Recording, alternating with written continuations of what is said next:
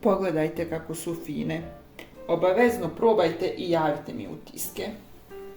Dobar dan i dobrodošli na kanal Recepti za sladokusce. Dobrodošli u moj novi video. Danas pravim integralne kiflice. U jednu činiju sipam 100 ml toplog mlijeka, jednu kašičicu suvog kvasca i pola kašičice šećera.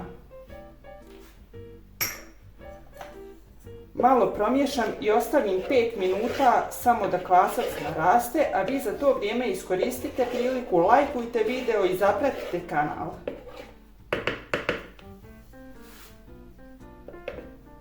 Kvasac je nakon 5 minuta fino nadošao. Sada dodajem 100 ml tople vode, 100 ml ulja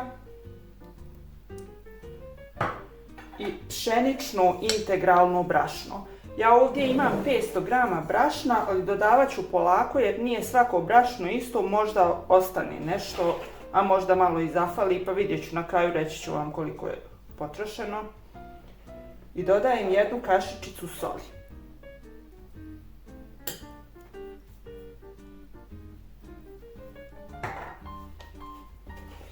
Miješamo kašikom dokle možemo, a zatim rukom.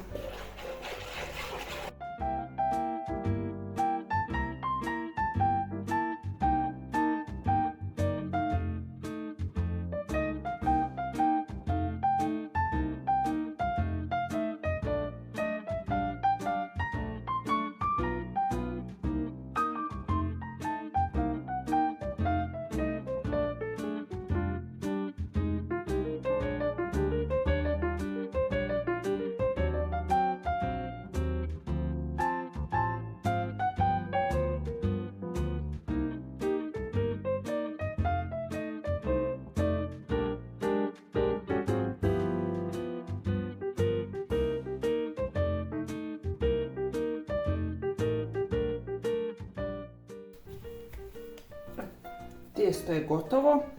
Mijesila sam ga nekih 3 do 4 minute da se lijepo razradi gluten. Sad ću da ga vratim u činiju, pokrijem krpom i ostavim oko sat i pol vremena da fino naraste.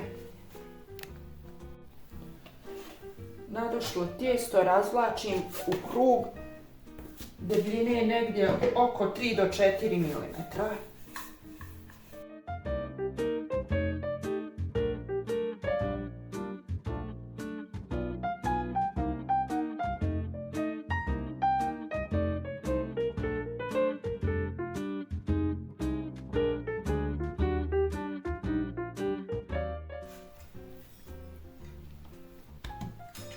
I siječem na 16 jednakih dijelova.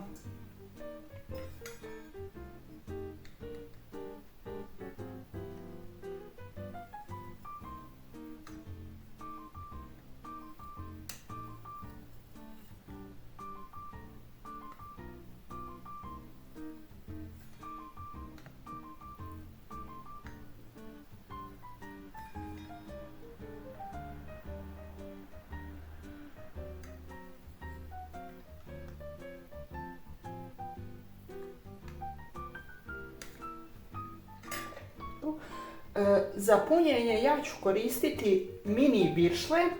Vi naravno možete, ako želite, i sir ili bilo koje drugo punjenje, šta god volite. Može i slatko, samo za slatko punjenje u tijesto umjesto pola kašičice šećera stavljate cijelu kašičicu i jedan prstohvat soli.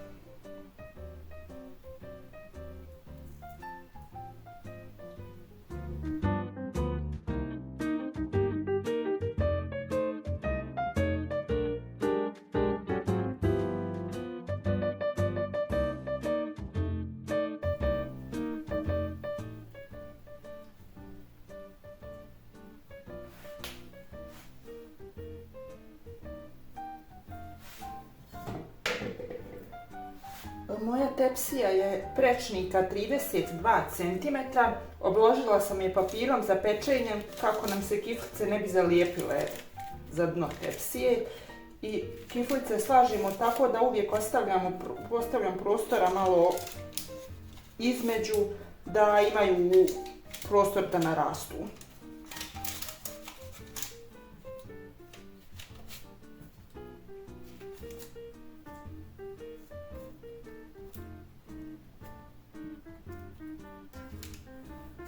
I sada ću da ih pokrijem krpom i ostavim 20 minuta da narastu, a zatim idu na pečenje. Nadošle kiflice ću premazati žumanjcetom i posuti mješavinom sjemenki, lana i susama.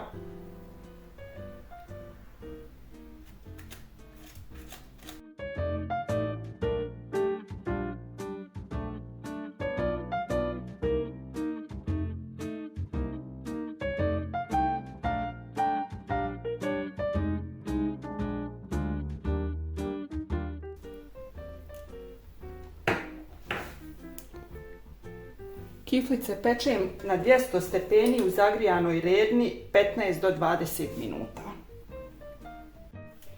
Kiflice su pečene. Pekla sam ih tačno 19 minuta na 200 stepeni Celzijusa. Sada ću ih pokriti krpom i ostavljam da se ohlade.